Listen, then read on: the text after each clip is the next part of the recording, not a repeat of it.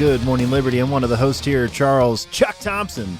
With me as always, the one who knows just about everything there is to know, keeping the show alive while I was out for what seems like an ungodly amount of time. Mr. Nathaniel Paul Thurston. Yeah. Charlie, how are you? I'm here. You've been gone for what feels like about 18 days at least. I don't remember when you left. It was such a long, many moons ago. It's been 2 weeks. Okay. So yeah. 2 weeks worth of shows at least that you missed. You were gone for quite some time. I don't know if we've spent this much time apart, honestly, since we were touring. I don't know. I don't know any other time that you were just gone for 2 weeks, at least. It's been weird. Yeah, it's been a really, really weird time. We still talked like every day on the phone, basically. Got a little spotty there. I was in the Dominican Republic. You were in Spain. And, signal was rough sometimes. Yeah, across the ocean like that. Yeah, when it's tough. You got to get a carrier pigeon, get out there and get the messages out. So if you were a member of the Fed Haters Club, you just got Charlie's rundown of his amazing vacation in Spain and Portugal, having the time of his life out there. Yeah. Unfortunately, y'all are never going to hear about it unless you go and join. Maybe I'll cut it. I mean, seriously, the stories from this place, it's worth joining so you can hear exactly how much BS I'm spending you guys right now. Greatest time of his life. Only $6 a month. You can go to joingml.com and hear about that. That's right. Yeah. You survived. I'm here. You survived the trip. You flew a lot, which is terrifying. I do remember before we left, the last episode, you were just like, man, what if one of us goes down in a plane, And I got to tell you, on the way out there, it was a little rough. And the last time I flew over the Atlantic, it was smooth as could be. Mm-hmm. But I could tell you it got a little rough there for a little bit, which is fine. I mean, it doesn't bother me. I had the roughest landing I've had when we came into the Dominican. I mean, the craziest wind shear I've been in a plane when it was landing before. So that scared the crap out of me. But I'd already accepted death by getting in the plane in the first place. So that's right. It was totally fine. It's like getting on a roller coaster. Like, when it's about to start, you can't get off. That's one of my things. Already strapped in. What are you going to do? Once they close that forward door, that's it. It's over. Yeah. Either you're going to make it or you're not. Mm-hmm. There's no getting off the plane at that point. I've made peace with death several times now on a lot of these planes, okay? There's some news going on. There's a show. This is Good Morning Liberty. We talk about life, liberty, and the pursuit of meaning. If this is your first time listening, Charlie's been gone for a while. It's just been me. And first week, it was like me doing interviews with people. Over the last week, it's just been me talking randomly, aimlessly about things for roughly 50 minutes every single day. And clearly, we forgot how to podcast together. It only takes 2 weeks. It's tough. To remember how to have a conversation with your friend of 20 years. Like, it's a really tough time. On the microphone while you're looking at cameras. That's true. Yeah. There's also stories that we're supposed to read and talk about and make into a coherent summation of an ideology to bring us forward throughout the world and make it a better place at the same time. Mm-hmm. So there's an aim in our podcast right now. It's the whole meaning thing. There's a good thing I wanted to start with, Charlie. Is it White Pill Thursday? Well, we had White Pill Wednesday yesterday. It was light on the white pills. I was reaching yesterday for sure. I tried hard. I went through all the different websites I could. I tried my best to come up with white pills. This is a good one. It's a Supreme Court ruling. Just happened today. So it would have been in White Pill Wednesday if it would have happened on Wednesday. But the Supreme Court has ruled for Google and Twitter and also Facebook in these basically free speech cases. But we talked about this. I don't remember how long ago it was. These companies were getting sued because of some ISIS attacks that happened, basically, or at least one ISIS attack that happened. And essentially the families were suing, saying that Google and Twitter aided and abetted helped ISIS carry out this attack, that they suggested videos that radicalized people, or that Twitter allowed posts that should have been taken down. And turns out, unanimously, easily, this did not go through. And that is a great win for free speech, okay? Because the person the people who carried out these attacks are the people that are responsible for these attacks. Yes. And people who simply allow for a place where information can be shown to people, they're not responsible for what people do with that information. Okay, that's why I think this is a really good thing. Right. I guess I'll do a little bit of the story here. The Supreme Court ruled for Google and Twitter in a pair of closely watched liability cases Thursday, saying families of terrorism victims had not shown the companies aided and abetted attacks on their loved ones.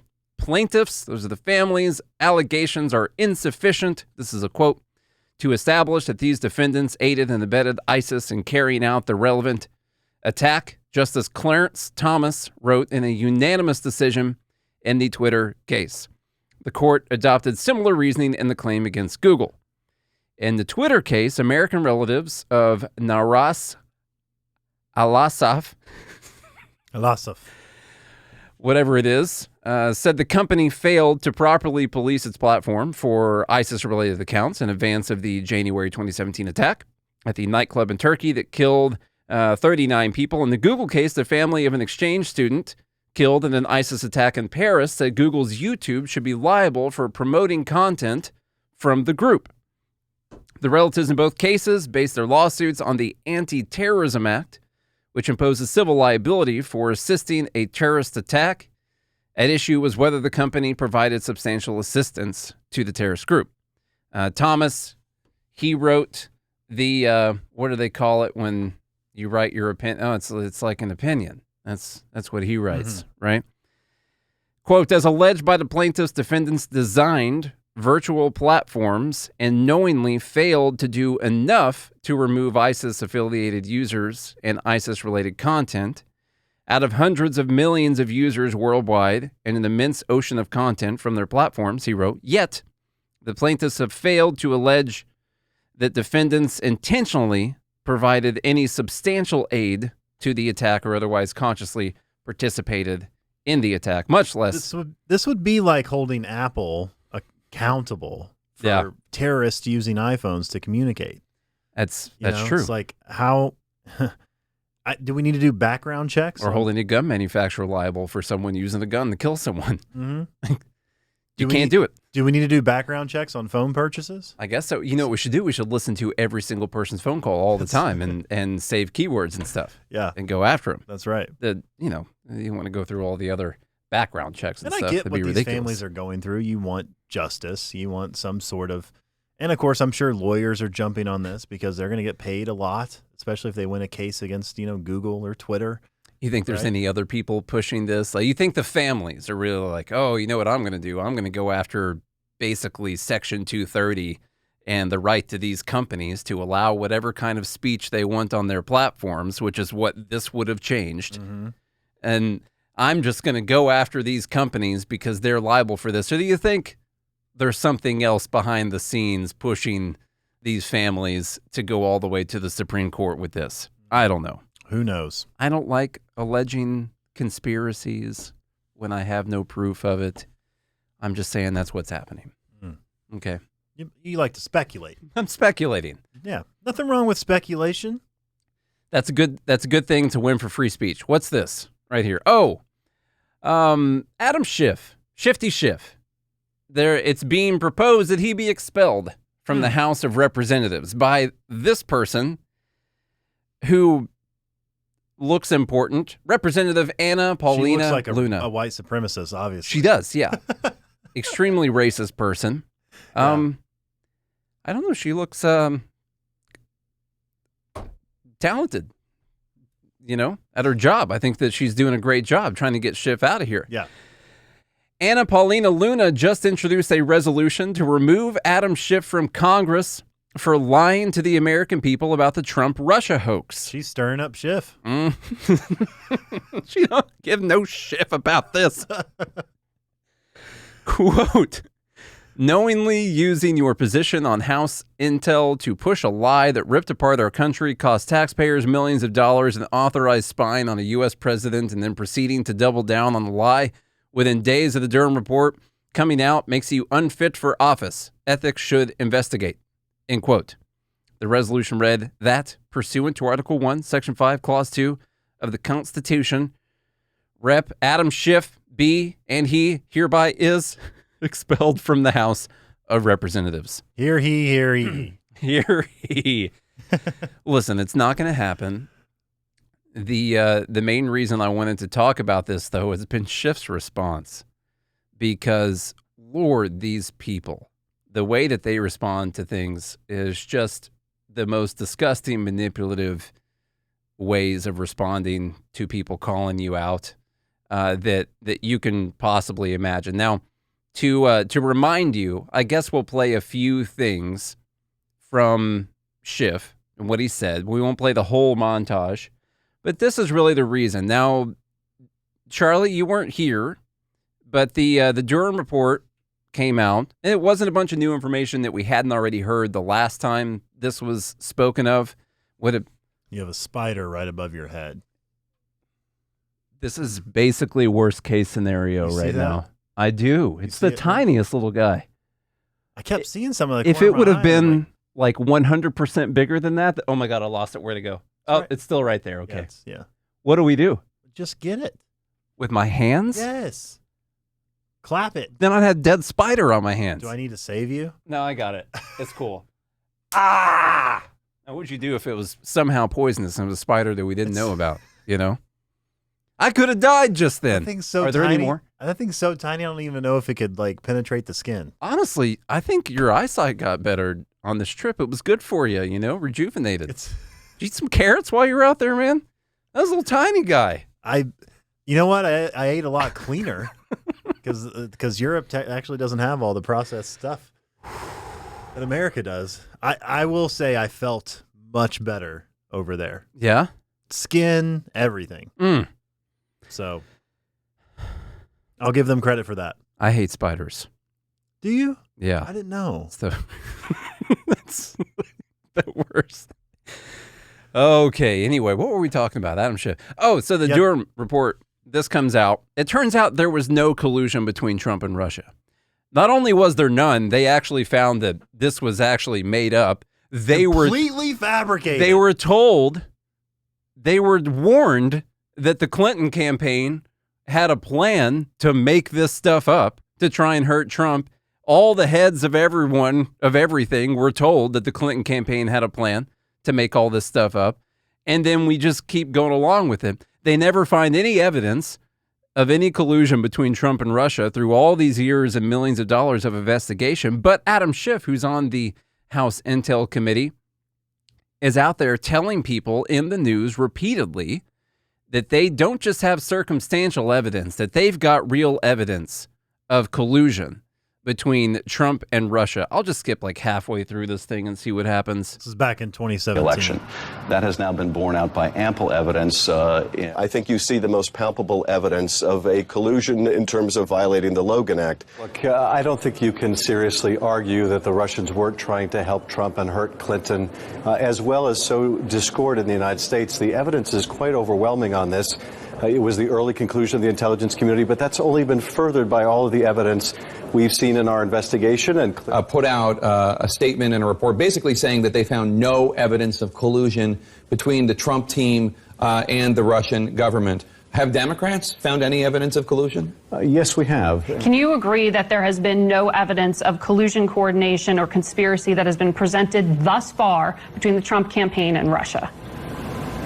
No, I don't agree with that at all. I think there's plenty of evidence of collusion or conspiracy in plain sight. That it is very possible that the best evidence is yet to come. But look, you can see evidence in plain sight on the issue of collusion. George, there's ample evidence of collusion of the campaign, and it's... The Senate... All right, so there's plenty of things like this. In plain sight. Now, one thing that they do is they've tied two things together. There's the idea that Trump and Russia were actually working together on this grand scheme to take the election. And then there's the fact that Russia was running these bot farms posting information in favor of Trump and against Clinton.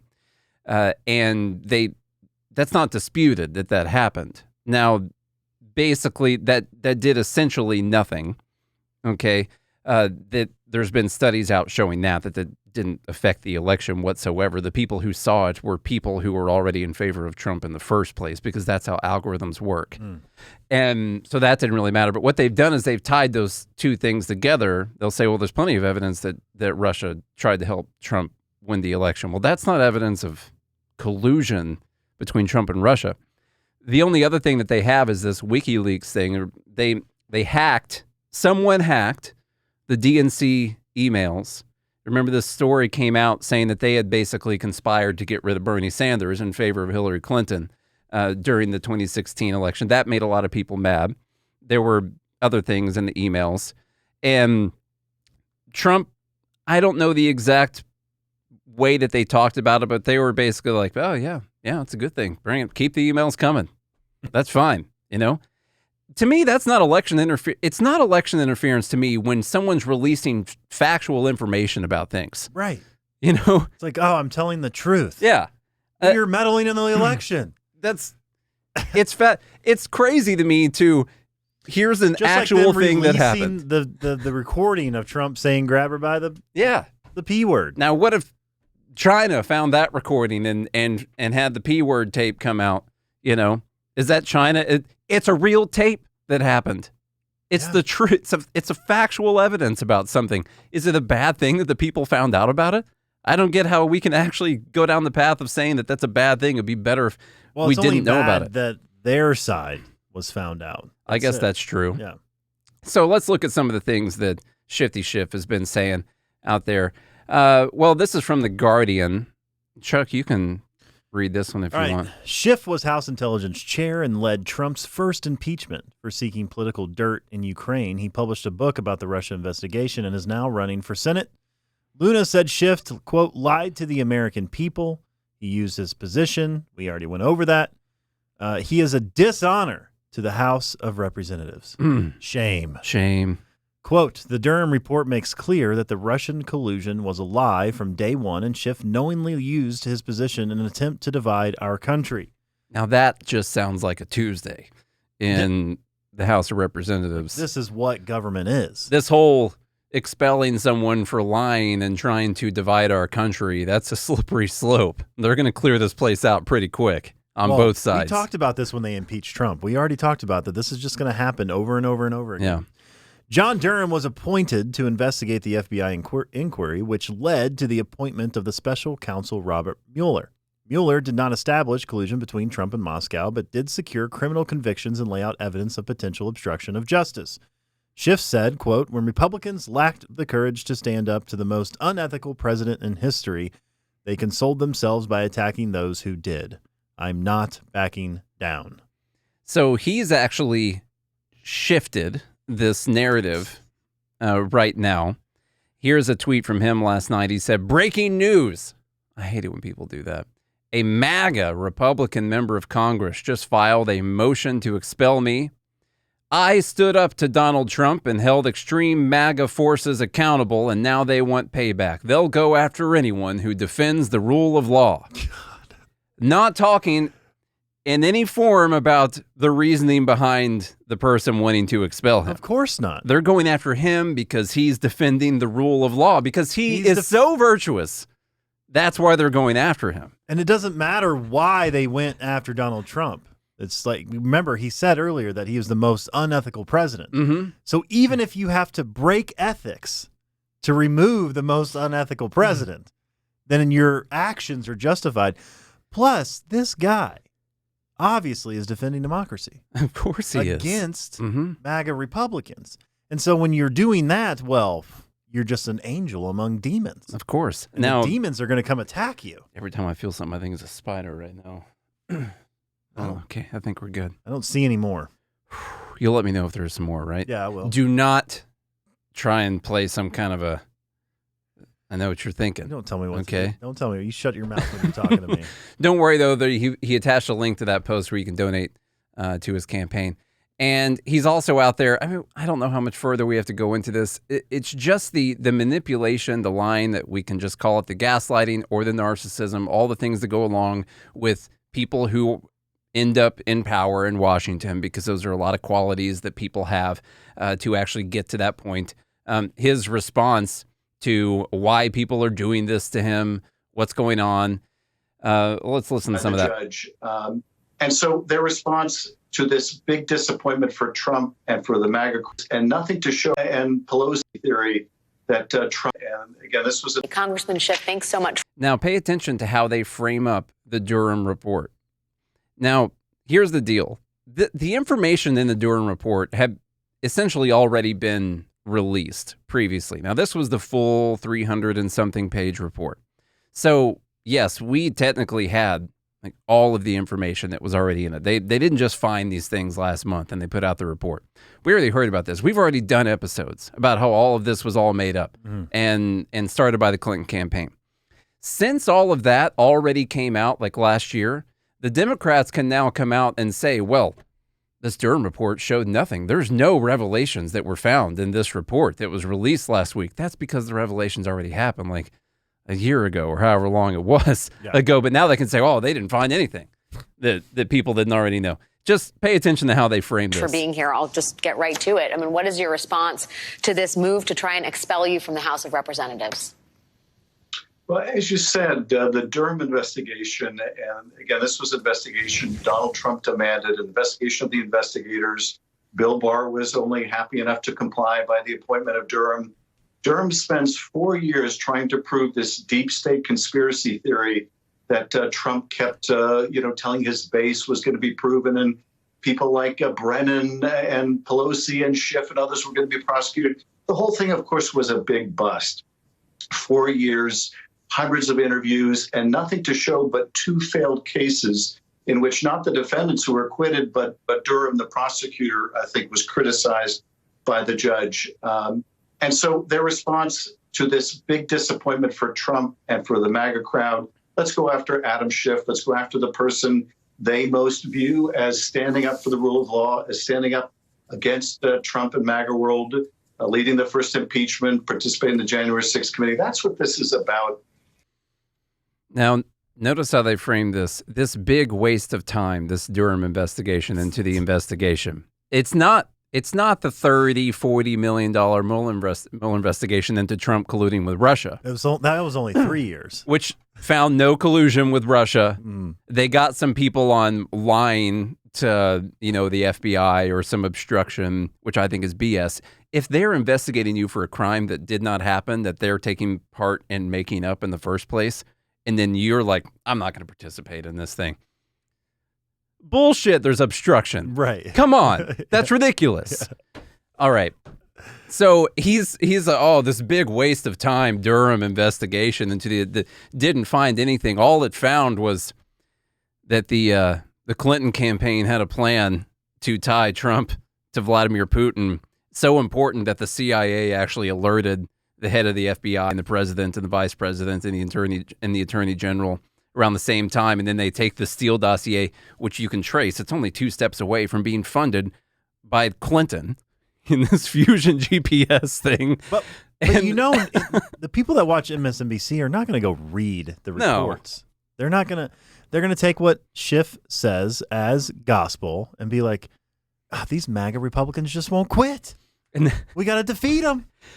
They'll do this thing. So after these actual revelations came out, say a year ago or 2 years ago or whenever it was that it actually came out, they changed some rules in the FBI to stop this from happening, of course, because they just didn't have the right procedures written down in place to make sure that they didn't completely make up things and go after them, And so they changed some rules. They don't adhere to a code of ethics or anything like that, yeah. And so here's another thing. You remember I told you that, well, since the actual revelations came out a couple of years ago, they're saying this Durham report was a waste of time.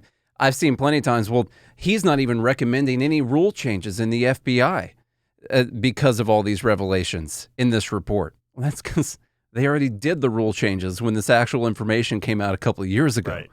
And sure, there's no prosecutions of people, I guess, and that's what they're using to say this was a big waste of time. I think there should definitely be some prosecutions. But what are you going to get them? You know how people, they retain some kind of deniability in these instances. It's always someone else who talked to someone else to do something. I didn't know anything about it. And plus, they've all got friends. And, of course, they're not going to actually go after them in court. The fact if you have a deep state conspiracy, the fact that the deep state didn't prosecute anyone inside of the deep state is not proof that there wasn't a deep state conspiracy. Just so you know. Exactly. Anyway, sorry, I'm watching this trade right now. All right, let's go on to the next thing. All right, next up. Let me see what we got, because there could be a... Oh, this is something that happened, Charlie, while you were gone. I just wanted to mention, let's talk about how corrupt the government still is. Okay. Real fast. All right. I just wanted to tell you, we heard about this IRS whistleblower, and apparently this whole investigative team has just been removed from the case, just out of here, not in retaliation. We don't really know why this has happened, but now the whistleblower is saying that he's been removed and all the other investigators been removed from investigating Hunter Biden and this IRS potential tax fraud thing. It can't be because it's the president's son. No, that's probably not it. Yeah. They probably broke some kind of... Now, we could say it's for a good reason. You could say, well, this guy said that people were corrupt and not following the proper procedures because this was the president's son. And so now the IRS and all of its benevolence and its virtue has come in and they've removed all of these corrupt people from the case. Yeah. And so they're just going to put really good people back on the case, and we'll see what they come up with in like 2 or 3 years once they get going on the case again. You know, that kind of thing. It's unfortunately going to push this back until after the election in 2024. Isn't that something? We don't actually have to read that. I wanted to talk to you today about AI. You are you pumped about ChatGPT? Yeah. I think it's doing some good things. You think it's going to destroy the world? No. Are you sure? I don't think so. Have you seen Terminator? I have, yes. Did you see Terminator 2? Yep. What about 3? Yes. Are you sure? Yeah. You saw Terminator 3. Wait. Okay, see, that's the problem. Did you even see Terminator 4? Or 5?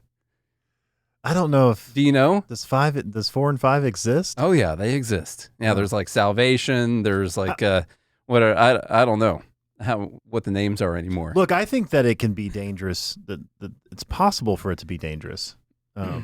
But do I think that... I like 3, Costco, by the way, because the bombs actually go off in 3, and that's what I was waiting for the whole time. It's for the actual war that happened. Yeah. So, sorry, go ahead. Well, what I'm saying is I don't know that we'll see in our lifetime machines take over. Is it possible? Anything's possible. I mean, but humans have a long history of adapting and evolving to their environment around them. Mm-hmm. So now, does that mean that we can't create something that would destroy the human race? Plus, all races have endured slavery at one point in time. And so I think it's built in all of our genes when the machines start using us for power or whatever it is that they're going to do. Yeah. That we'll be able to adapt through that too. Now, on a more serious note, sorry, we're not actually talking about machines destroying the world, which is exactly what they want us to do, is not talk about that. Yeah. OpenAI was... Here's the CEO of OpenAI, Sam Altman. He's in front of Congress. And Charlie, wouldn't you know it, the guy who runs the biggest AI company that there is out there currently thinks that there should be massive regulations around AI. And I bet he's a nice enough guy to help write it up too. I bet. you know. Yeah. Well, let's hear what he had to say about this problem. OpenAI was founded on the belief that artificial intelligence has the potential to improve nearly every aspect of our lives, but also that it creates serious risks we have to work together to manage. We think that regulatory intervention by governments will be critical to mitigate the risks of increasingly powerful models. For example, the US government might consider a combination of licensing and testing requirements for development and release of AI models above a threshold of capabilities. I think if this technology goes wrong, it can go quite wrong, and we want to be vocal about that. We want to work with the government to prevent that from happening. Now that we already have areas of greatest concern, it. The more general ability of these models to manipulate, to persuade, to provide sort of one-on-one, interactive disinformation. I think people are able to adapt quite quickly.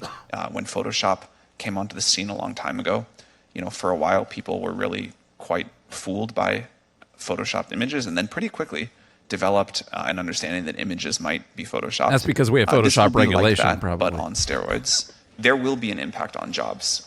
We try to be very clear about that, and I think it will require. Okay. Yep. Of course.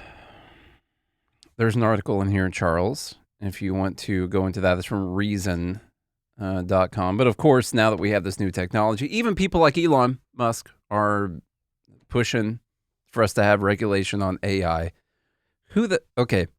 This is going to be the new 24. We're no longer going to go out and seek nuclear bombs.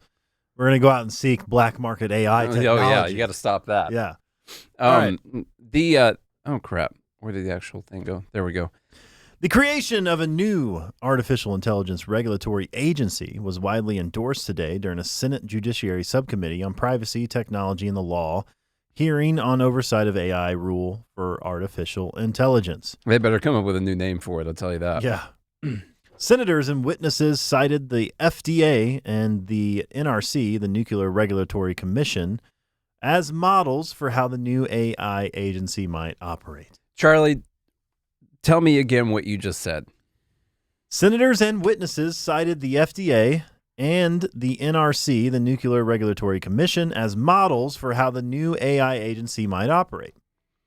Well, that's an amazing idea. We need licensing, we need fees, we need all kinds of things just to, we don't want people out there just creating things to make their lives easier. No, themselves. You wouldn't want that.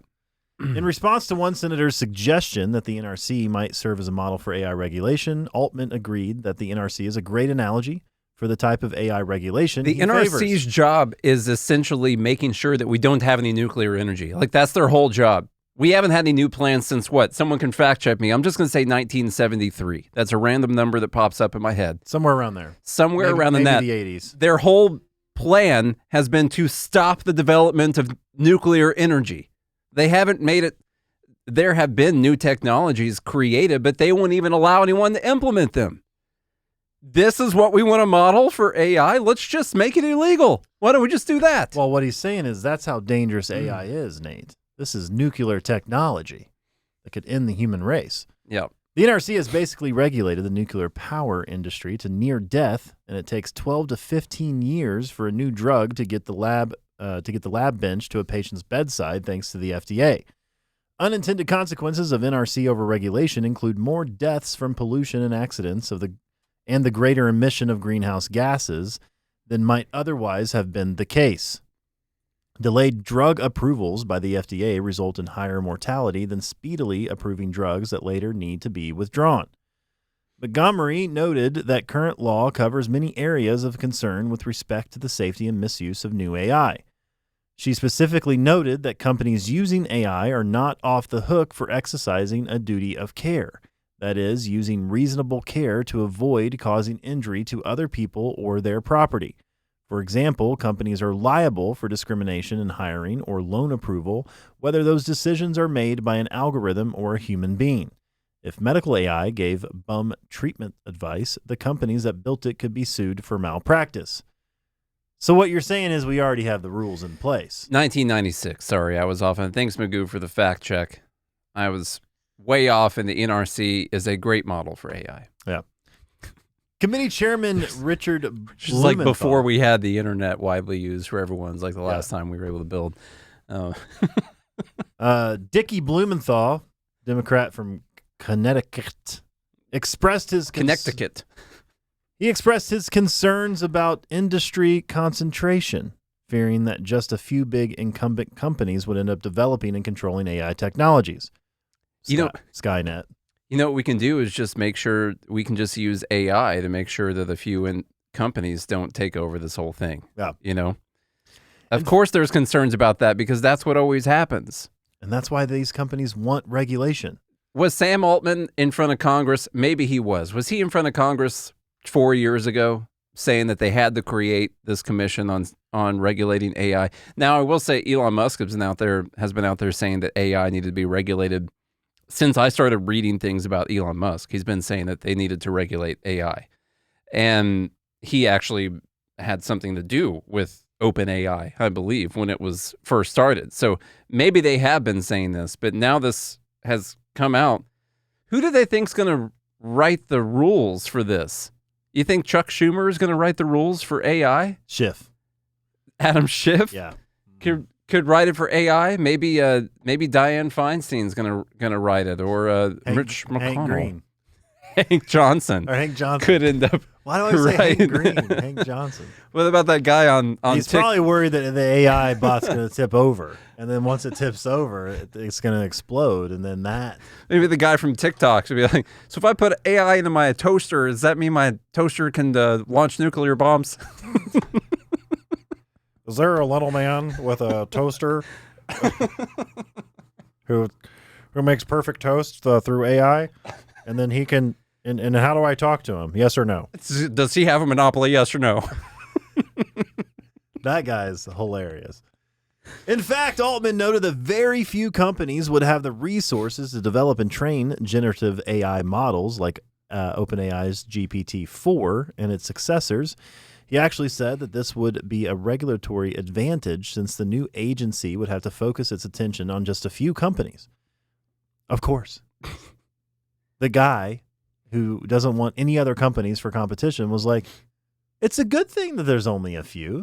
That way you only have to focus on a few companies. It's easier to control. And then eventually the DOJ can go after them for being a monopoly. Right. On the other hand, Marcus noted the danger of regulatory capture by a few big companies that could afford to comply with the thickets of new regulations, thus shielding themselves from competition from smaller startups. Well, that's a crazy idea.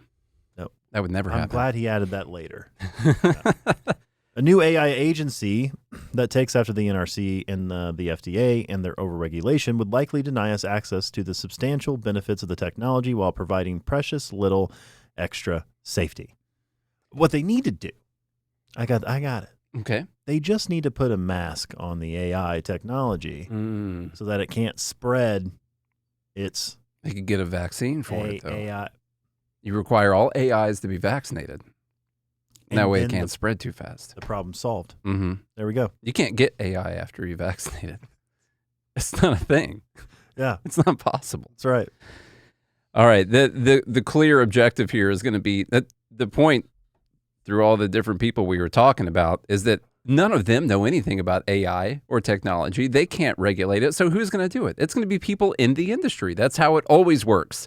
You don't have a bunch of medical doctors that are elected in Congress that write up all the rules for any of our regulations. You got some medical doctors, they don't write it. It's people in the industry that write all of this.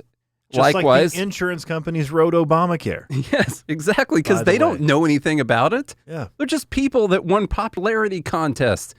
That's all they are. They're avatars for whatever companies paid them to go there. That's all it is. There's another story I was going to bring up using the Avatar reference, but whatever. You know the thing. So it's going to be people from OpenAI. Well, of course, they probably won't work directly for them, but they'll make recommendations on people who know a lot about this. Well, you remember Bernie Madoff. Mm-hmm. Remember that guy? He helped out a lot. He helped write SEC regulations. Mm-hmm. The whole time running a Ponzi scheme, he was called in as an expert. Yep. To write SEC regulations so the rest of us couldn't trade. You remember those commercials that Facebook was running a few years ago talking about how we should have regulations on the internet and social media? Who do you think's going to help regulate it? Who's going to write it? Exactly. Facebook is going to help write it. Of course.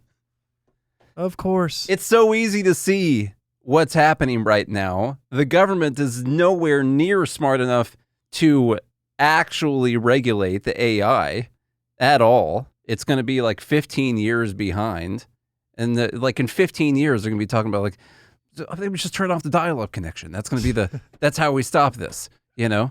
And it's just not going to work. But all these companies are going to create their own legally fortified monopolies. And in 15 years from now, we'll be reading stories at this same table, probably in this office, about how OpenAI has a monopoly and it's capitalism's fault that they have it. And we won't be reading the AI versions of us, but you guys, you understand. Does China have AI that can look at the pictures I sent to my wife last night on my phone? Yes or no? Will that AI send those pictures out to the rest of the world? Yes or no? All right, let's Let's go home. It's 1:59 p.m. All right, y'all, if you enjoyed today's episode, please share the show with a friend and a family member and ChatGPT. Share it with the AI. That way they know what to listen to. Oh, it knows it's here. The factual information out to the folks. That's a free way you can support us. You can also support us for free by leaving us a rating and review. We haven't asked for one of those in a long time. Go to Apple Podcasts, leave us, or Spotify, leave us that rating and a review if you're so kind to do so. If you're not kind, well, then we don't care. Then don't leave one. Sign up for the live group, the Fed Haters Club, joingml.com, or go to godhatesfeds.com. There you can pick up some merch. You can join the live group. You can have fun. You can learn what happened in Spain and Lisbon, Portugal. I forgot I went there too. I went to Spain and Portugal. You're in Paris there for a minute. I did. I flew into Paris at first. So yeah, I was just gallivanting around Europe, and which was freer, obviously, than here. And everything was free. I didn't spend any money.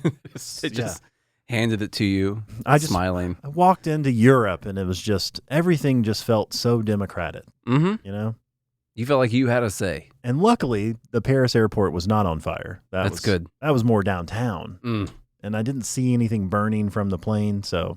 It's like it never happened. Yeah, exactly. Anyway, do all those things, and if you do, we'll be back again tomorrow for some Dumb Bleep of the Week. Until then, I hope you have a good day and a good morning, Liberty.